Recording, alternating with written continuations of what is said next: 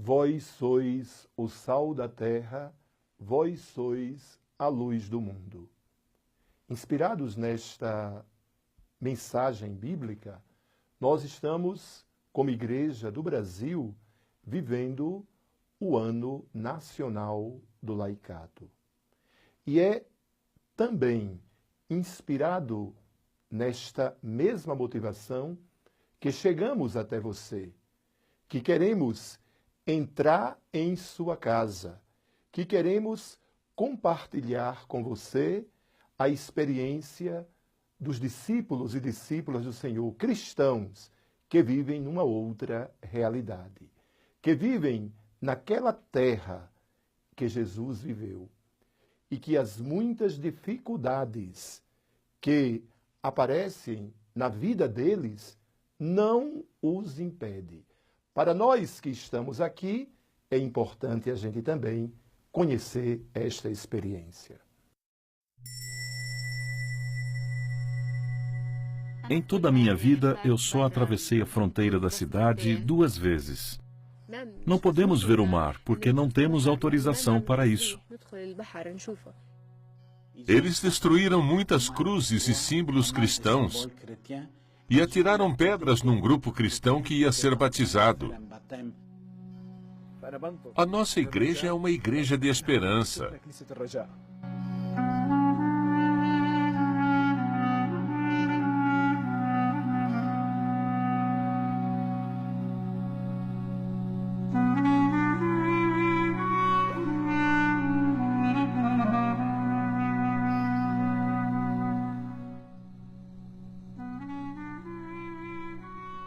A Terra Prometida, a Palestina, tem sido sempre um mosaico de diferentes culturas e religiões. É uma terra onde judeus, cristãos e muçulmanos têm os seus lugares santos. E também tem sido sempre uma região de conflitos.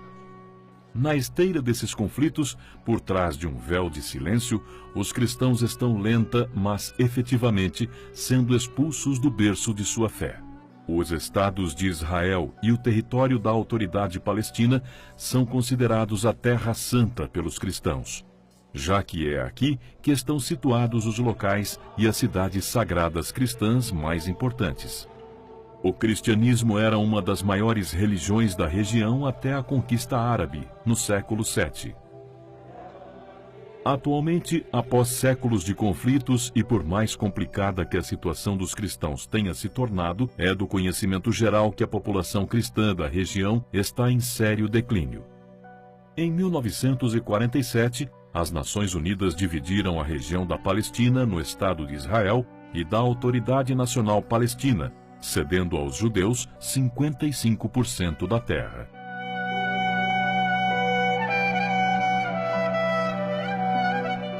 Depois da Guerra de 1967, Israel alargou o seu território e começou um processo de expansão, construindo colônias nas aldeias árabes, sob a administração militar israelita. Este é o mapa da Terra Santa atualmente. Belém, onde Jesus nasceu, Nazaré, onde ele cresceu, e Jerusalém, onde morreu e ressuscitou.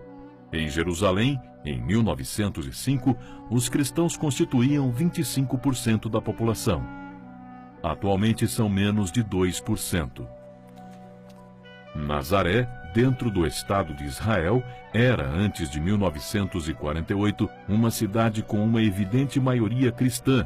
Hoje, apenas 30% dos residentes são cristãos. No século XIX, Belém era 90% cristã e 10% muçulmana. Hoje, é cerca de 25% cristã e 75% muçulmana. Belém, embora fazendo parte da Cisjordânia e sendo um território disputado, habitado e reclamado pelos palestinos, na verdade está sob o controle militar israelita. Aí, os cristãos palestinos foram outrora uma poderosa minoria, mas agora constituem apenas 1% de uma população esmagada entre uma crescente maioria muçulmana e uma florescente presença judaica, consequência de um sempre crescente programa de colônias israelitas. Eles ainda levam consigo a memória coletiva desse contato direto com Jesus. É por esse motivo que esta comunidade, embora sendo uma minoria, é muito importante para toda a Igreja. Por esse motivo, os nossos cristãos constituem uma minoria em Israel num duplo sentido. Isso acontece pela primeira vez na história. A comunidade cristã vive entre a maioria muçulmana e judaica. É por essa razão que a nossa vida, o nosso dia a dia, não é fácil. Quando os peregrinos cristãos chegam de todas as partes do mundo para visitar os lugares do nascimento, morte e ressurreição, nos encontram divididos por muros de concreto. Iniciado pelo governo israelita em 2002, um muro de concreto de 670 quilômetros, com uma altura de 8 metros, foi construído de acordo com as declarações oficiais israelitas, para evitar a entrada em Israel dos homens-bomba palestinos. O muro também impede o acesso de mais de 200 mil palestinos aos serviços sociais, escolas, locais de trabalho e de culto. Pode-se entrar em Jerusalém através de 7 portões. Nós, palestinos, apenas podemos entrar por 2. Os restantes são para os judeus e cidadãos de Israel, ou para os que vivem aqui no nosso território, nas colônias judaicas. Eles têm as suas próprias estradas e postos de controle.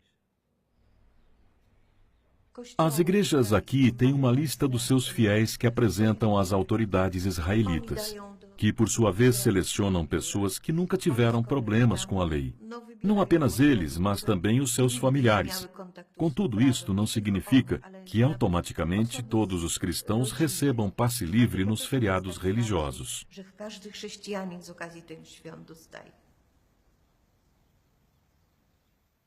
Os meus filhos não conhecem Jerusalém. Quando pedimos o passe, a minha filha recebeu um, mas os meninos não. E depois? Vamos nos esconder sob as armas dos judeus? Acabamos desistindo. Na sua visita à Terra Santa em 2014, o Papa Francisco parou seu carro para rezar em frente deste muro. Pode-se ver um gesto em sintonia com a mensagem do arcebispo Bernardito Alza, observador permanente da Santa Sé nas Nações Unidas. Israel tem preocupações genuínas pela sua segurança. Contudo, esta segurança não se consegue isolando-se dos seus vizinhos, mas, sendo uma parte deles, através de uma paz negociada com os palestinos, através da implementação da solução dos 2 estados, que tem o apoio da Santa Sé e da comunidade internacional em geral. Penso que não são apenas os problemas econômicos que têm um grande impacto, mas também o fechamento, as restrições à nossa liberdade. Temos uma estrada que podemos utilizar e nenhuma outra. Posso ir a Jerusalém, que fica a apenas 7 quilômetros, 2 vezes por ano. E o problema não é só eu querer visitar e passear na cidade. A preocupação surge porque muitas instituições, incluindo hospitais que são inexistentes aqui, estão todos em Jerusalém. Houve um outro caso da mãe de um sacerdote que costumava ir ao hospital em Jerusalém para fazer diálise. Na volta, estava muito cansada devido ao tratamento. Havia um posto de controle. Mostraram ao soldado todos os relatórios médicos que evidenciavam que ela precisava voltar para casa e descansar. Ele não a deixou passar e ela morreu ali, no posto de controle. Os cristãos recebem sempre um passe, mas apenas por um mês. Os muçulmanos recebem um passe por 2 ou 3 meses. Os cristãos acreditam que as autoridades agem assim contra nós, cristãos, para nos expulsar daqui, e é o que vai acabar acontecendo. A situação cada vez mais deteriorada dos palestinos é consequência de uma onda crescente de colônias judaicas que se deslocam para o território palestino. Atualmente, cerca de 500 mil judeus vivem em mais de 100 colônias, construídas desde o início da ocupação por Israel em 1967, da Cisjordânia e de Jerusalém Oriental. Os subsídios do governo para as colônias judaicas são 2 vezes mais elevados do que em Tel Aviv ou Jerusalém. Para os palestinos, a nova onda de construção implica a extorsão e demolição de suas casas e a deportação das suas famílias. Atualmente, só 13% dos terrenos na área de Belém ainda pertence aos seus habitantes palestinos. Existe uma região de segurança.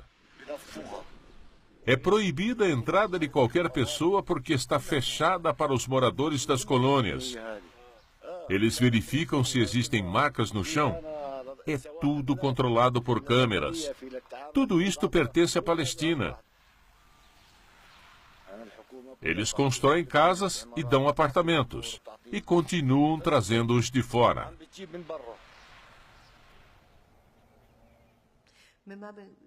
Temos um amigo que vive perto de Hebron. A sua família tinha muitos terrenos. Cultivavam vinhas e muitas outras frutas. Atualmente já não sobra nada. Nesses terrenos onde as vinhas e outras frutas costumavam crescer, existe uma enorme colônia judaica. Onde é que podemos nos queixar?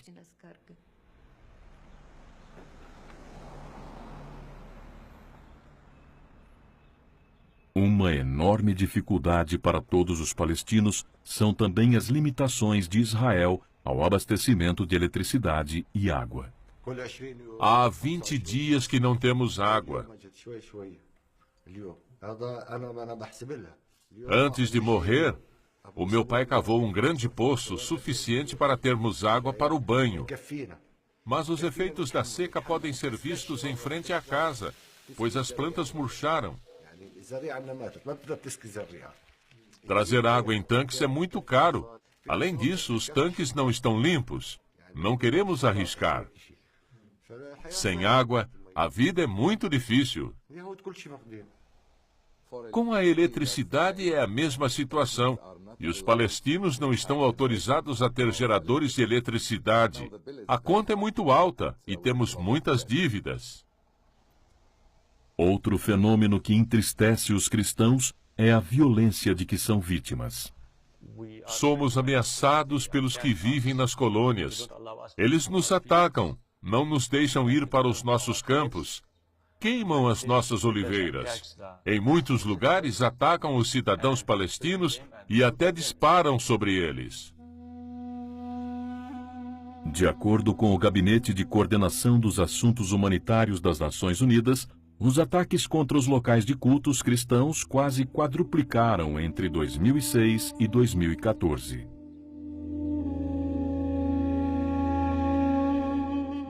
Atualmente, o grupo mais sensível, direi mesmo perigoso, são os colonos judeus.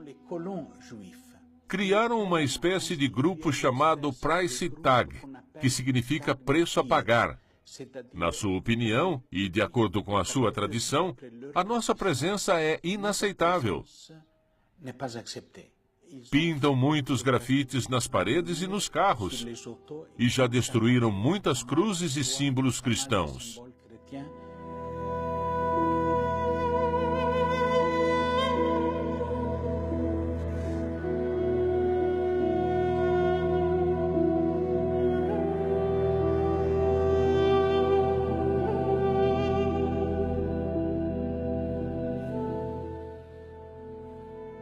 Em Belém, no dia 26 de setembro de 2015, um incêndio destruiu a antiga ala do mosteiro maronita de São Charbel, provocando muitos estragos à estrutura.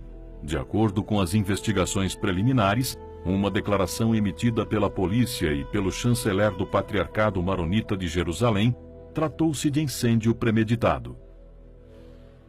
As autoridades não fizeram o suficiente para resolver o problema, para indiciar, processar e julgar os responsáveis em tribunal.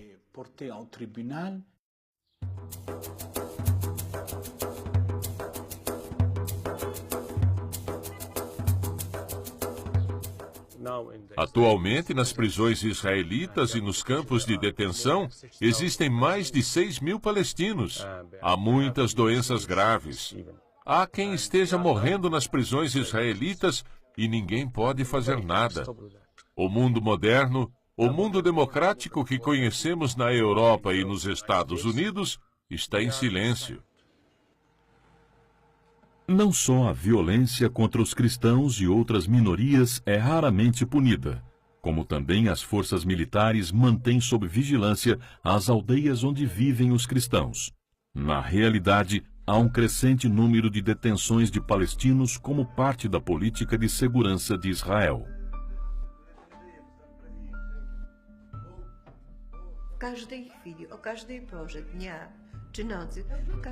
A qualquer hora do dia ou da noite, a qualquer momento, se, por exemplo, os judeus andarem à procura de alguém, ou se souberem que essa pessoa está numa determinada cidade, vêm até esta cidade palestina com seus jipes e carros e levam as pessoas que querem. Depois vão embora e ninguém tem o direito de protestar. Um dos fenômenos mais traumáticos é o do abuso de crianças. Nos últimos 12 anos, Israel deteve e prendeu mais de 7.500 crianças palestinas.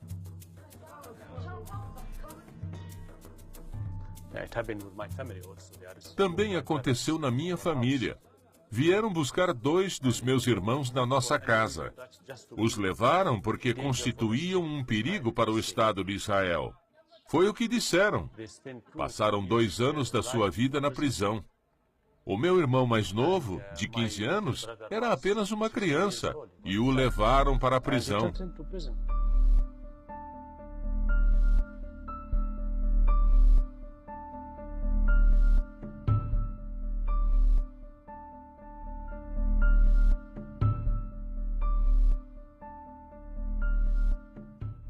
No Sudão do Sul, um padre arrisca sua vida para resgatar crianças escravizadas.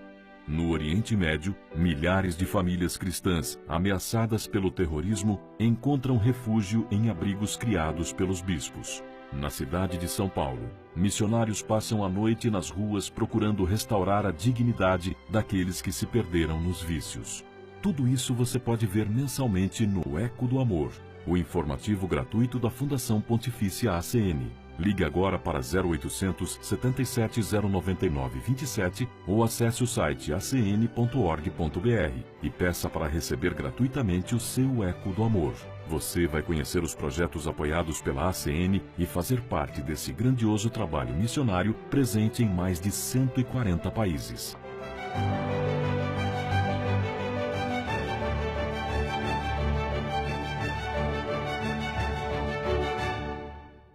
Ebola è arrivata inaspettata.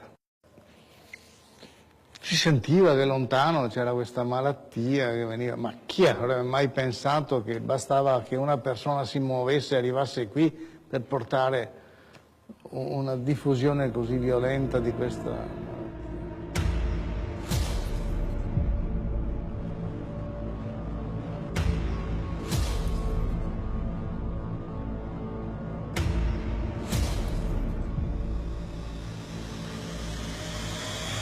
Era un nemico invisibile, non lo vedevi, era attorno a te, poteva capitarti qualsiasi cosa, non ci si parlava uno di fronte all'altro, non ci si toccava, niente pace in chiesa, niente distanti uno dall'altro.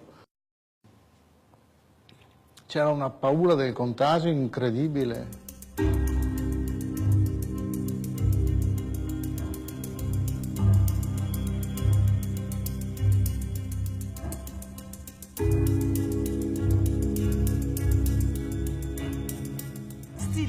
Toilet and the vomit and the toilet and the vomit. Now I talk, I say, Father, for say this at the end of my life. I been get belly, young belly. Cambodent and Nimbola don't worse. Say the sick affect me man. So me man die. I mean they take care of me picking there, not nobody will they help me. We tell God thank you. We go to make this Ebola done. This Ebola we make na this Tonya. But who people then die. And they pass 100 people they will die. And we always see them so we all now widow them.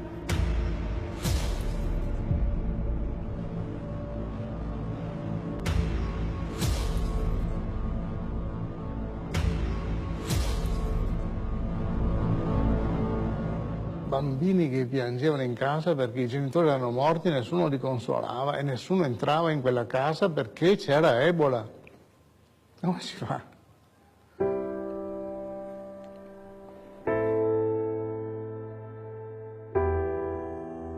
Condividere il loro pianto, la loro sofferenza. Misericordia è una persona che soffre e tu sei vicino.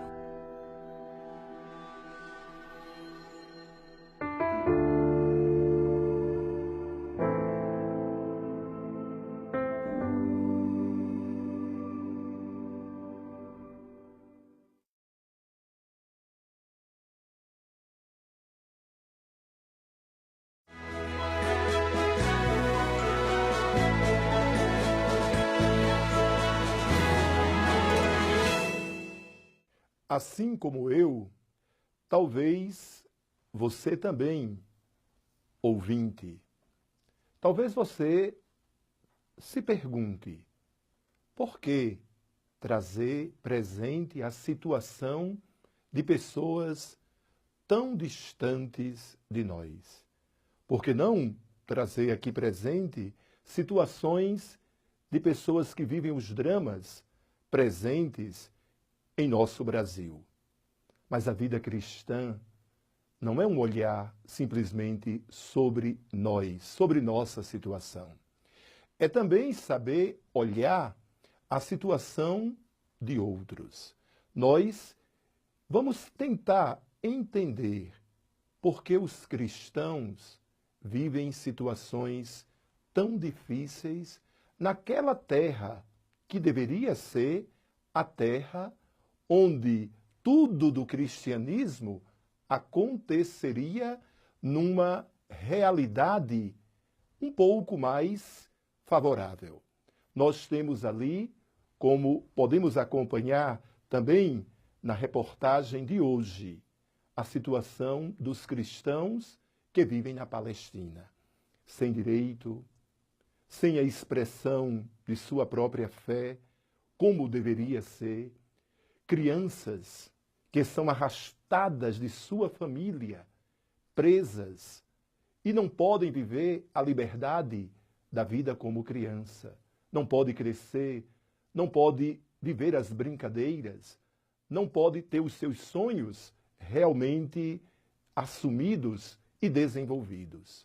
Isto nos leva não para uma situação de revolta, mas uma situação de ajuda e de proximidade. A Fundação Ajuda a Igreja que Sofre vem fazendo, vem participando, vem sendo esta presença também de Cristo através das muitas pessoas e organizações que ali ajudam. Se você também quer ajudar, entre em contato conosco, acesse o site acn.org.br ou também ligue 0800 77 099 27. Assim, você está também participando desta obra que é a obra do Senhor. Jesus, que passou e viveu naquela terra, viveu os dramas, aproximou-se das pessoas, curou doentes, esteve ao lado dos discriminados, dos marginalizados, passou por este mundo fazendo bem.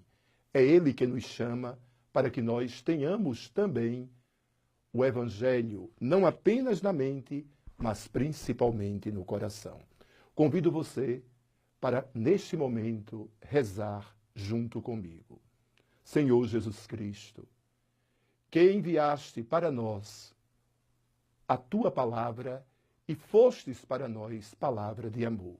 Ajuda-nos a viver como cristãos o compromisso e a solidariedade com os que mais sofrem. E que venha sobre todos nós a Tua bênção de amor. Em nome do Pai, do Filho e do Espírito Santo. Amém.